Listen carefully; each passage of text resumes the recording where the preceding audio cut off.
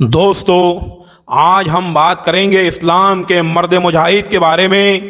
ان کی بہادری چالاکی کے چرچے مسلم ہی نہیں غیر مسلموں میں بھی تھے۔ دوستو، اسلام کے یہ مجاہد کتنا زیادہ بہادر اور طاقتور تھا، اس بات سے آپ اندازہ لگائیے کہ اسلام کے اس مرد مجاہد کا نام حضرت محمد مصطفیٰ صلی اللہ علیہ وسلم نے سیف اللہ رکھا تھا۔ سیف اللہ کے معنی ہوتے ہیں اللہ کی تلوار۔ دوستو، اس شخص کو دنیا آج خالد بن ولید کے نام سے جانتی ہے۔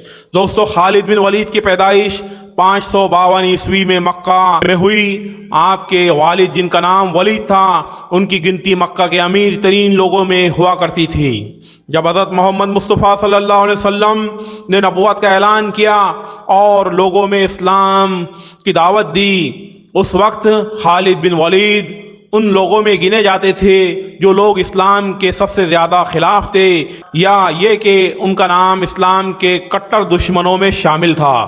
اور اعلان نبوت کے 19 سال بعد تک خالد بن ولید مشرک رہے۔ یہ اسلام کے اتنے بڑے دشمن تھے کہ اسلام کو مٹانے کے بارے میں سوچا کرتے تھے، ہمیشہ اسلام کے خلاف سازشیں کرنے والوں کے ساتھ میں بیٹھا کرتے تھے، لیکن کہتے ہیں نا کہ اللہ کی شان بڑی نرالی ہے، کوئی نہیں جانتا اللہ کب کس کو ہدایت دے دے، اور یہی خالد بن ولید کے ساتھ ہوا۔ دوستو، جب بھی مشرکوں اور مسلمانوں کے درمیان جنگ ہوا کرتی تھی تو زیادہ تر جنگوں میں مشرکوں کی طرف سے سپہ سالار خالد بن ولید کو بنا دیا کرتے تھے، کیونکہ یہ فوج میں سب سے زیادہ مہارت رکھتے تھے۔ یعنی یقینی طور پر آپ نے وہ واقعہ پڑھا یا سنا ہوگا جب جنگ احد کے موقع پر حضرت محمد صلی اللہ علیہ وسلم نے مسلمانوں کی فوج میں سے کچھ صحابہ کو پہاڑی پہ کھڑا کر دیا۔ پہاڑی کے دونوں جانب راستے تھے۔ آپ صلی اللہ علیہ وسلم نے صحابہ سے کہا تھا کہ چاہے ہم جیتے یا ہارے، مگر تم لوگ پہاڑی کے اس راستے سے پہاڑی پر مت ہٹنا، کیونکہ وجہ یہ تھی کہ پہاڑی ایسی جگہ تھی کہ مشرکوں کی فوج پہاڑی کے دوسرے راستے سے پیچھے سے مسلمانوں کی فوج پر حملہ کر سکتی تھی۔ لہذا حضور اکرم صلی اللہ علیہ وسلم اسی وجہ سے اس پہاڑی پر چند صحابہ کو کھڑا کر دیا تھا تاکہ کافر ادھر سے کسی بھی صورت میں حملہ کر سکتے تھے۔ دوستو، بہت خطرناک جنگ ہوئی۔ مسلمان گنتی میں کم ہونے کے باوجود مشرکوں کو دھول چٹا دی، لیکن یقیناً خدا تعالیٰ کو کچھ اور ہی منظور تھا۔ جن چند لوگوں کو محمد صلی اللہ علیہ وسلم نے پہاڑی کے راستے پر کھڑا کیا تھا، ان لوگوں نے جب دیکھا کہ مسلمان جیت چکے ہیں اور مشرکوں کی فوج واپس جا رہی ہے، تو وہ صحابی جو پہاڑی پر کھڑے تھے انہوں نے بھی اپنی جگہ چھوڑ دی اور وہ بھی میدان جنگ میں آ کے خوشی منانے لگے۔ تو اس کا نتیجہ یہ ہوا کہ خالد بن ولید جو اس وقت مشرکوں کی فوج میں شامل تھے اور مشرکوں کی فوج کے سپہ سالار ہونے کی وجہ سے بہت مہارت رکھتے تھے، انہوں نے اپنے چند لوگوں کے ساتھ میں پیچھے سے مڑ کر اس پہاڑی والے راستے سے مسلمانوں پر حملہ کیا۔ یہ اتنا خطرناک حملہ تھا کہ مسلمانوں کو کچھ سمجھ میں نہیں آ رہا کہ یہ کیسے ممکن ہو گیا۔ خالد بن ولید نے اپنی تلواروں سے لگاتار کئی صحابہ کو شہید کر دیا، اور دیکھتے ہی دیکھتے پوری جنگ کا نقشہ بدل گیا، اور جو جنگ مسلمان جیت چکے تھے اب وہ جنگ ہار میں بدل چکی تھی۔ اور یہ سب ہوا تھا خالد بن ولید کی مہارت کی وجہ سے، جو اس وقت مشرک ہوا کرتے تھے۔ دوستو، صلح حدیبیہ کے بعد حضرت خالد بن ولید اکثر پریشان رہا کرتے تھے، اور ان کی پریشانی کی ایک وجہ یہ تھی کہ اسلام دن بدن ترقی کرتا جا رہا تھا۔ دوستو، وہ ہمیشہ سوچتے رہتے تھے کہ آخر کیا وجہ ہے کہ مکہ کے مشرکوں نے کئی بار مسلمانوں کو جنگ کے میدان میں چیلنج کیا ہے، لیکن مشرکوں نے ہمیشہ اچھے ہتھیار، اچھے جنگجو اور اپنے پاس ہونے کے باوجود ہمیشہ مسلمانوں سے منہ کی کھائی ہے۔ ان کے دماغ میں عجیب عجیب باتیں آیا کرتی تھی۔ وہ سوچتے تھے کہ آخر کیا وجہ ہے مسلمان ہمیشہ سے جیتتے جاتے ہیں؟ کہیں ایسا تو نہیں کہ مسلمانوں کے ساتھ کوئی غیبی طاقت ہو؟ کبھی ان کے دماغ میں آتا کہ کہیں ایسا تو نہیں کہ محمد صلی اللہ علیہ وسلم سچ میں اللہ کا رسول ہو؟ تو حضرت خالد بن ولید ان باتوں سے پریشان تھے۔ اچانک ایک دن ان کے بڑے بھائی کا ان کے پاس ایک خط آتا ہے۔ اس خط میں لکھا ہوتا ہے کہ خالد تم کہاں ہو؟ محمد صلی اللہ علیہ وسلم نے مجھے تمہارے بارے میں پوچھا ہے کہ آخر خالد کہاں ہے۔ اس خط میں ان کے بھائی نے لکھا تھا کہ میں چاہتا ہوں کہ تم اس اندھیری دنیا سے نکل کر اسلام کی روشنی کی طرف آؤ۔ اور اسلام میں داخل ہو جاؤ۔ یہ خط پڑھتے ہی خالد بن ولید پر اتنا خطرناک اثر ہوا کہ آپ فوراً ہی محمد صلی اللہ علیہ وسلم کی طرف روانہ ہوئے، ان کی خدمت میں حاضر ہو کر اسلام میں داخل ہو گئے اور اسلام قبول کر لیا۔ دوستو، میں آپ لوگوں کو وہ واقعہ بتاتا ہوں جب محمد مصطفیٰ صلی اللہ علیہ وسلم نے رومن امپائر کی طرف یعنی سیریا کی طرف، جس کو ملک شام بھی کہا جاتا ہے، اس میں اپنا ایک سفیر روانہ کیا، ایک ایلچی روانہ کیا، لیکن رومن امپائر نے غرور و گھمنڈ میں آ کر اس ایلچی کو قتل کر دیا۔ ظاہر ہے کہ پہلے کے دور میں کتنا بھی خطرناک دشمن ہو، وہ سفیر کو قتل نہیں کر سکتا تھا، کیونکہ ایلچی قتل کرنے کا مطلب جنگ کا کھلم کھلا اعلان کرنا تھا۔ جب مسلمانوں کا ایلچی قتل کر دیا گیا تو حضور صلی اللہ علیہ وسلم نے مدینے سے صحابہ کی ایک بڑی فوج کو جنگ کے لیے سیریا کی طرف روانہ کیا اور اس جنگ کا سپہ سالار زید بن حارث رضی اللہ تعالیٰ عنہ کو بنایا۔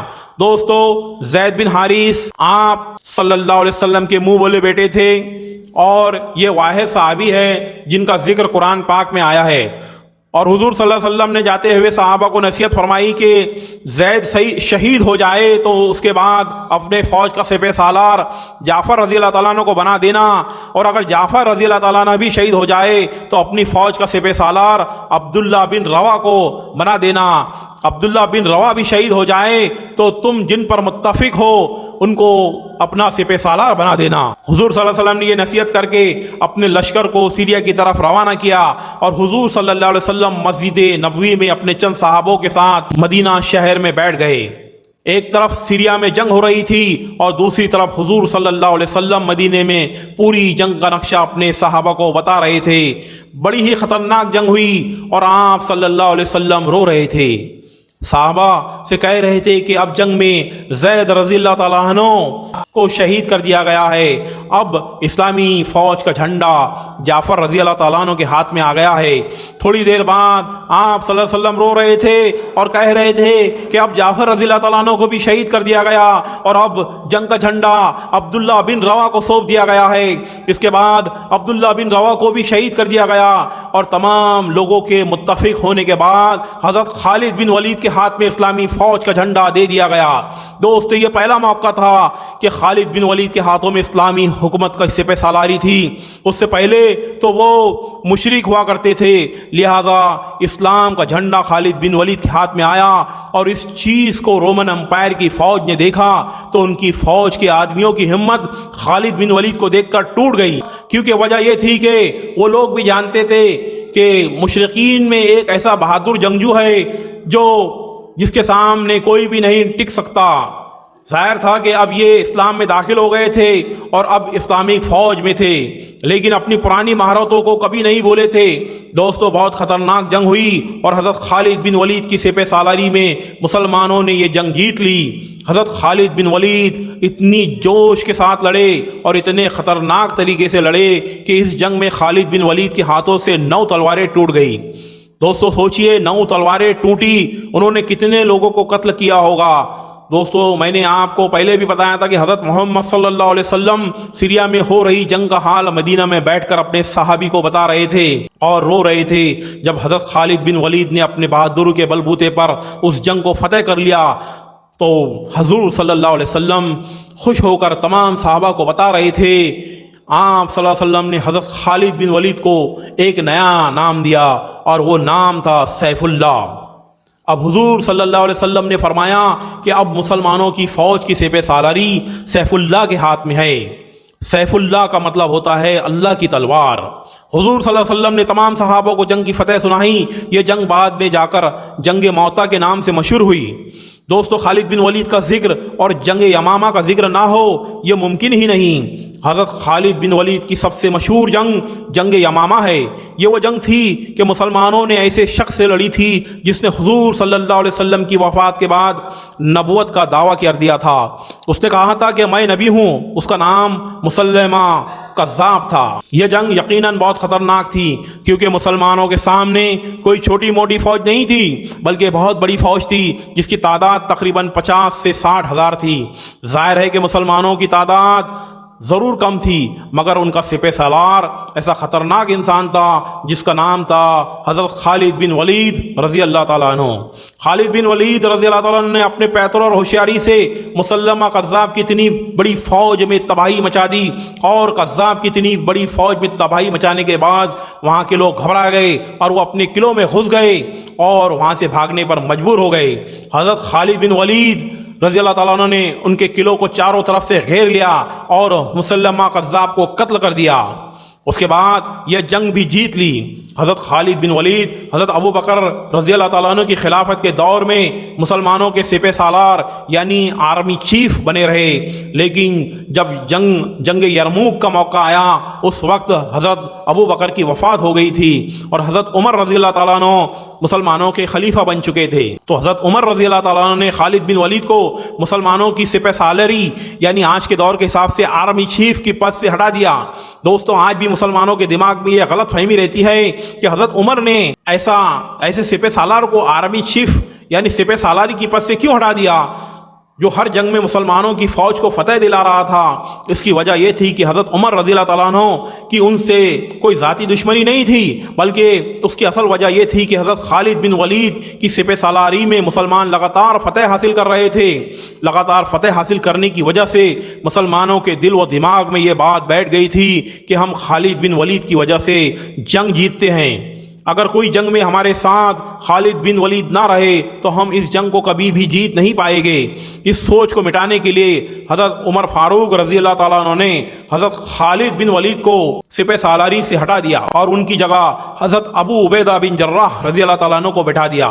حضرت عمر رضی اللہ تعالیٰ عنہ کے اس فیصلے سے مدینے میں افراتفری مچ گئی، لوگوں کے درمیان ادھر ادھر کی باتیں ہونے لگی۔ عام لوگ کہنے لگے عمر رضی اللہ تعالیٰ عنہ نے یہ کیسا فیصلہ لے لیا، اب مسلم فوج کا کیا ہوگا؟ اتنی بڑی فوج کے سامنے مسلم فوج کیسے مقابلہ کریں گی؟ اگر مسلمان ہار گئے تو کون ذمہ دار ہوگا؟ لیکن دوستو، خدا کو کچھ اور ہی منظور تھا۔ مسلمانوں نے جنگ یرموک میں بڑی فتح حاصل کی اور اس فتح کے بعد حضرت عمر فاروق رضی اللہ تعالیٰ عنہ مسجد نبوی میں داخل ہوئے اور مسلمانوں کے سامنے خطبہ دیا۔ آپ رضی اللہ تعالیٰ عنہ نے لوگوں سے کہا، اے لوگو، میں تم سے اس سوچ کو تو مٹانا چاہتا تھا کہ تمہیں کیا لگتا ہے کہ ہم جتنی بھی جنگوں میں فتح حاصل کرتے ہیں کیا وہ خالد کی وجہ سے ہوتی ہے؟ نہیں، بلکہ ہمیں فتح خالد کے رب کی وجہ سے ملتی ہے۔ کل کو خالد نہیں رہے گا تو تم کیا سمجھتے ہو اسلام ختم ہو جائے گا؟ نہیں، اسلام کو تو ہمیشہ رہنا ہے، کیونکہ اسلام ہمیشہ سے تھا اور ہمیشہ رہے گا۔ خالد بن ولید نے اپنی زندگی میں 200 جنگیں لڑی تھی اور یہ پہلے ایسے سپہ سالار تھے جنہوں نے اپنی زندگی میں ایک بھی جنگ نہیں ہاری تھی، یعنی ایک جنگ جو انہوں نے مسلمانوں کے خلاف تھی یعنی جنگ احد، اس میں ان کو فتح حاصل ہوئی تھی۔ اسلام میں داخل ہونے کے بعد یہ لگاتار 7-8 سالوں تک مشرکوں کافروں سے جنگ لڑتے رہے اور اپنی زندگی کے آخری وقت میں یہ بیماری کی وجہ سے بستر پر آ گئے تھے۔ اس کے بعد تمام صحابہ ان کے چارپائی کے ارد گرد کھڑے ہوئے۔ حضرت خالد بن ولید اس بستر پر لیٹ کر زار و قطار رو رہے تھے۔ صحابہ نے پوچھا، اے خالد تم کیوں رو رہے ہو؟ تو حضرت خالد بن ولید نے کہا کہ میرے جسم پر کوئی ایسا حصہ نہیں ہے کہ جہاں کسی تلوار کے زخم کا نشان نہ ہو۔ میں نے اپنی زندگی میں سینکڑوں جنگ لڑی ہے، لیکن اس کے باوجود بھی میں ایک بوڑھے اونٹ کی طرح مر رہا ہوں۔ میری خواہش تھی کہ میں کسی جنگ میں قتل ہو کر ایک شہید کا درجہ حاصل کروں، لیکن ایسا نہیں ہو سکا۔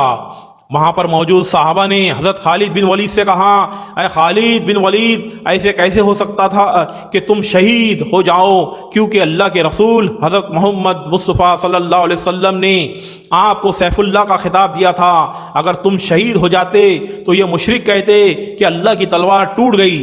جب آپ اللہ کی تلوار ہے تو ایسا نہیں ہو سکتا کہ کوئی بھی آپ کو قتل کر سکے۔ دوستو، میں خالد بن ولید کا ایک وہ واقعہ بھی سناتا ہوں جب خالد بن ولید نے ایک بڑے قلعے کا محاصرہ کیا اور کافی دنوں سے وہ قلعہ فتح نہیں ہو رہا تھا۔ صحابہ خالد بن ولید سب پریشان تھے۔ چند دنوں کے بعد وہاں کے کچھ لوگ خالد بن ولید کے پاس گئے اور انہوں نے کہا کہ ہم 3 روز بعد آپ کو یہ قلعے کی چابیاں خود سونپ دیں گے، شرط یہ ہے کہ آپ 3 دن بعد ایک بازار سے گزر کر صحیح سلامت ہمارے قلعے تک اگر پہنچ گئے تو ہم آپ کو چابیاں سونپ دیں گے۔ حضرت خالد بن ولید اور صحابہ پریشان ہوئے، انہیں لگا کہ کوئی چال ہے، اور انہوں نے انتظار کیا۔ 3 روز بعد حضرت خالد اور صحابہ ان کے ساتھ جو موجود تھے انہیں ایک بازار سے گزارا گیا۔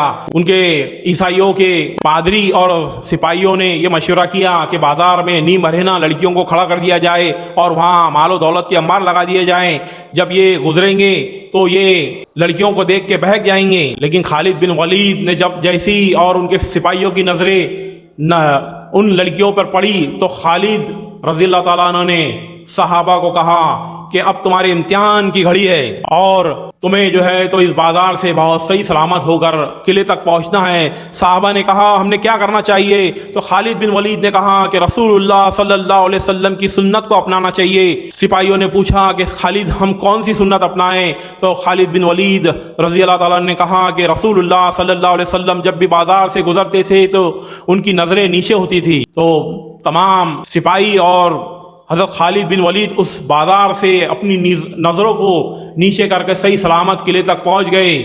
قلعے کے سپہ سالار اور سپاہی پریشان ہو گئے، اور وعدے کے مطابق انہوں نے قلعے کی چابیاں خالد بن ولید کو سونپ دی۔ چابیاں سونپنے کے بعد میں وہاں کے پادری نے پوچھا کہ خالد تم نے ان سپاہیوں کو صحیح سلامت کیسے بچا کے لایا؟